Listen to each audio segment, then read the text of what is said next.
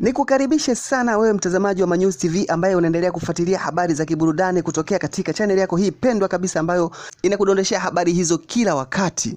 Bwana, siku ya juzi ya Februari 14, 2026, ukiacha kuwa ilikuwa ni siku ya Valentine Day, pia ilikuwa ni siku kubwa sana kwa wasanii wa sanaa za maigizo Tanzania, yani films. Kufuatia usiku huo kufanyika tuzo za filamu Tanzania za mwaka 2025, yani TAFA, Tanzania Film Festival Awards, zilizokuwa sponsored na Azam TV na channel ya Sinema Zetu katika ukumbi wa Superdome Masaki jijini Dar es Salaam, ambazo zilihudhuriwa na wageni kutoka katika sehemu mbalimbali za ndani na nje ya Tanzania, huku mgeni rasmi katika tuzo hizo akiwa ni Mheshimiwa Gerson Msigwa, msemaji wa serikali na katibu mkuu wa Wizara ya Habari, Utamaduni, Sanaa na Michezo. Miongoni mwa tuzo zilizotolewa katika usiku huo ni pamoja na categories zifuatazo: tuzo ya mwigizaji bora wa kiume iliyokwenda kwa mwigizaji Isarito Mwakalindile kupitia filamu yake ya Maisani. Alifanikiwa kubeba tuzo 2 usiku huo, nyingine ikiwa ni kwenye upande wa filamu bora upande wa sauti. Tuzo ya mwigizaji bora wa kike ilikwenda kwa Mariam Ismail ama Zora, jina ambalo amelitumia katika tamthilia ya Zola iliyompatia tuzo katika usiku huo. Tuzo ya mwigizaji bora wa kiume katika tamthilia iliweza kuchukuliwa na msanii Gabo Zigamba kupitia tamthilia yake ya Balaluko, ambayo imechukua tuzo 2 katika usiku huo, nyingine ikiwa ni tamthilia bora upande wa mavazi.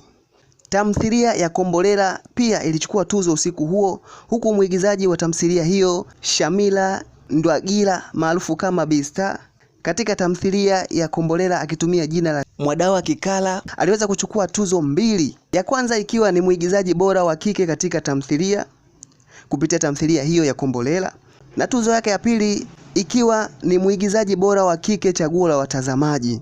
Na katika tuzo nyingine kwenye upande huu wa chaguo la watazamaji kwa upande wa wanaume iliweza kuchukuliwa na mwigizaji Rashidi Ramadhani maarufu kama Shadiz kutoka katika filamu ya Baraka 3.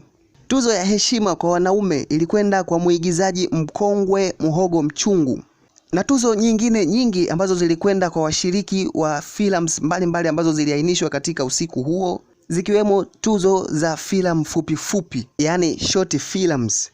Hebu tuangalie kidogo alichokizungumza msanii wa maigizo Isarito baada ya kupokea tuzo yake usiku huo wa tuzo za filamu Tanzania TAFA, akitoa neno kwa mashabiki zake ambao wamempigia kura pamoja na wale ambao wanaendelea kumfuatilia katika kazi ambazo anaziachia kila wakati.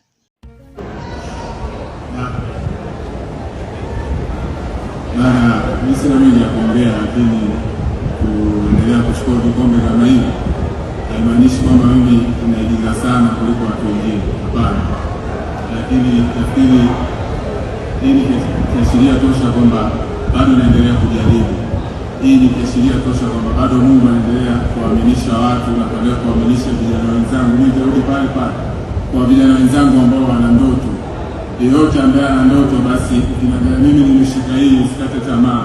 Yeyote ambaye ana ndoto kinaangalia mimi nimeshika hii, amini kwamba kuweza kuisimamia ndoto yako, ukaweza kuiheshimu, ukaweza kuipigania, ukaweza kuiwekea discipline, basi utafanikiwa.